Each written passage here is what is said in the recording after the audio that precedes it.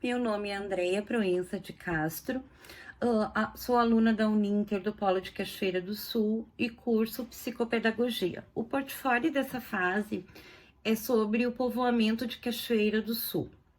Em sala de aula, com os alunos do 5º ano, eles irão compreender, identificar e reconhecer o povoamento do município de Cachoeira, desde o início, em 1750, o começo da história, suas ocupações, até a chegada do primeiro trem em 1883.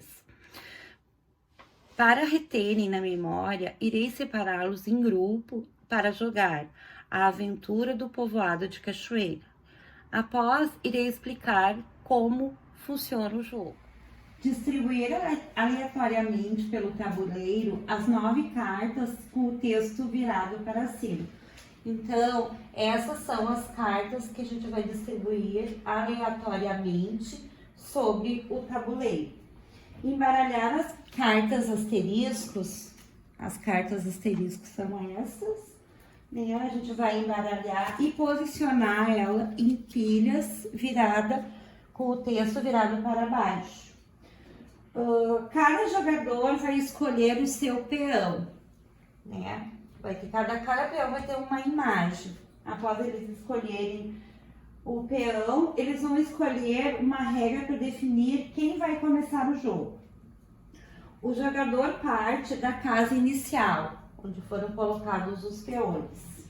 Aí cada jogador vai escolher um peão, cada um com sua imagem, e vão escolher a regra para definir quem começa o jogo. O jogador parte da casa inicial e desloca o seu peão pelo número de casas correspondente ao número tirado no dado, em direção à carta a ser pega, que no caso é a ocupação de 1750. Importante, não é permitido ir para frente e para trás na mesma jogada. No caso, se eu for para cá, tirei 5, 1, 2, 3, 4, 5, eu não posso voltar. Só na próxima jogada. As cartas de ponto devem ser coletadas na ordem que aparece na linha do tempo, disposto na parte inferior do tabuleiro. Uma carta de ponto só é coletada quando tirar no dado o número exato para chegar nela. No caso, como a primeira carta vai ser a ocupação de 1750, eu só vou poder coletar ela se eu tirar no dado o número 2. 1, 2, e eu cair nela. O jogador que coletar uma carta de pontos fica com ela e coloca a imagem do seu peão sobre o espaço. Caí aqui, retiro a minha carta e coloco a imagem do meu peão aqui. Os espaços onde ficam as cartas de ponto vale como casas normais. Se uma carta de pontos não estiver em disputa naquele momento, isto é, se ela não for a próxima na ordem cronológica, no caso, se eu cair na carta Cachoeira de 1860 e a próxima será o começo da história de 1750, eu não posso coletar essa carta. Ela não é coletada, mesmo que se pare sobre ela. O ponto inicial também funciona como uma casa normal. Esse ponto inicial, durante o jogo, vale como uma casa. Se cair em uma casa com um asterisco, o jogador deve ler em voz alta a cartela de perguntas referente ao número de ponto que tirou no dado. Por exemplo, se tirou o número 5 no dado, deve ler a questão número 5 da cartela de perguntas. No caso, seria a número 5, ele vai ler em voz alta.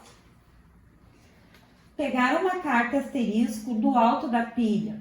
Aí vai vir aqui e vai pegar a carta asterisco e vai ler em voz alta o conteúdo da carta correspondendo à pergunta. Se a resposta for sim, o jogador pode seguir ou não o comando dado à carta de asterisco. O comando será sempre aqui, ó.